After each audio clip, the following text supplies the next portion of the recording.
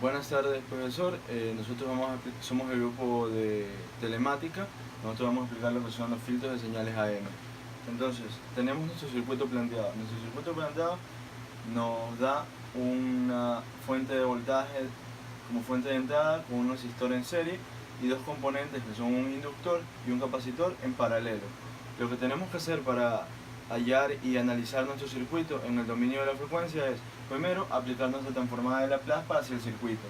Segundo, trabajar nuestras componentes pasivas en el dominio de la frecuencia como elementos. Tercero, aplicar leyes de nodos o leyes de mallas por Kirchhoff para poder encontrar nuestra solución del sistema y expresar nuestra función tal que se vea un voltaje de salida, que es nuestro voltaje del capacitor, sobre un voltaje de entrada. Entonces, procediendo con los despejes, tenemos que en nuestros componentes encontramos un inductor con un capacitor en paralelo con un resistor en serie. Esta va a ser nuestra expresión para nuestro componente. También podemos analizar acá. Acá tenemos que dentro de nuestro capacitor sabemos que la transformada para Laplace de esa fuente va a ser de 1 sobre CS. Nuestro inductor va a ser L por S. Nuestro resistor se mantiene igual y nuestra fuente de entrada la vamos a considerar una constante. Solamente la vamos a interpretar como una constante dentro de nuestro dominio de frecuencia. Entonces, con el análisis respectivo, tenemos que nuestra fuente de entrada va a ser igual a una corriente por nuestra componente. Nuestro voltaje del capacitor, aplicando asimismo leyes de mallas, encontramos que es igual a un equivalente a el inductor paralelo con el capacitor entre el inductor paralelo con el capacitor con un resistor en serie por nuestro voltaje de entrada. Con eso estaríamos aplicando también lo que serían las divisiones de voltaje. Por consiguiente, tenemos que nuestra función de salida va a ser nuestro capacitor es igual a nuestro voltaje de entrada por una expresión siguiente, que va a ser L por S dividido para LS más RLC por S cuadrado más R. Despejándolo, vamos a tener nuestro voltaje del capacitor sobre voltaje de entrada igual a nuestra constante anterior. Después, en nuestra sección de preguntas, tenemos que nuestra pregunta 1, ¿qué es un filtro pasabanda? El filtro pasabanda es una configuración hacia señales la cual nos brinda la capacidad de mantener una señal filtrada dentro de un rango de frecuencias. Es decir, nosotros asignamos un rango de frecuencias a nuestro filtro y nuestra señal es recortada. Y cualquier cosa que se encuentre fuera de nuestro rango de frecuencia va a ser atenuado.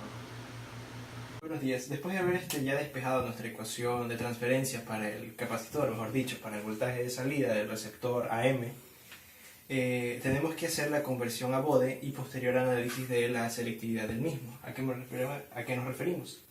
Entonces, tenemos que encontrar el factor de calidad. Para esto volvemos la ecuación obtenida previamente por Laplace, la traspasamos a Bode, como quien dice, para hacer su análisis de estabilidad, pero no necesariamente. ¿Por qué? Porque para esto necesitamos tener un factor común, en este caso J, para que la ecuación tenga la forma de 1 sobre 1 más J, o más menos, recordándola como A. Entonces, teniendo esto, ¿a qué se refiere? A resonancia. ¿Para qué necesitamos la resonancia, en este caso de los elementos L y C, o sea, el inductor y el capacitor, para poder encontrar el factor de selectividad? ¿Ya? Entonces, pasamos de esta forma, recordando que se debe ver así la ecuación y que la resonancia se representa por 1 sobre raíz de LC. Entonces, ¿cómo tenemos la diferencia de frecuencias angulares? Ya, entonces, si la magnitud de esto es 1 sobre raíz de 2, pasamos la ecuación, hacemos el cambio aquí en la parte inferior a que esto debe ser igual a más menos 1. Retomándola y volviendo a cambiar para que quede todo en términos de omega, tenemos omega cuadrado más menos omega sobre RC, que es el más 1 dividido para RC, menos 1 sobre LC, que es lo que se obtiene después de haber multiplicado por R. Ya. Entonces, luego empezamos, y ahí se simplifica la situación porque solo tenemos que expresar las raíces, y como lo indica, es una diferencia entre omega sub 1 y omega sub 2, o sea, una diferencia de raíces.